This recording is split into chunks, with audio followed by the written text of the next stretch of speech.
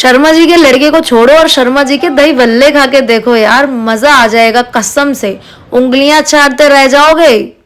जब मैं इनके ठेले के यहाँ पे पहुंची तो मैंने देखा कि कैसे लोग चकाचक भीड़ लगा के बैठे इनके दही बल्ले खाने के लिए।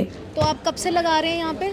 जी 89 से स्टार्ट किया था। और ये आजकल जो यहाँ पे भीड़ भीड़ रहती है, ये अक्सर रहती है या आज ज़्यादा कुछ स्पेशल है ये इसीलिए? हमेशा ऐसी रहती है, सब हमेशा ऐसी रहती है? माता रानी का आशीर्वाद। कब से कब तक बैठते हो आप यहाँ पे?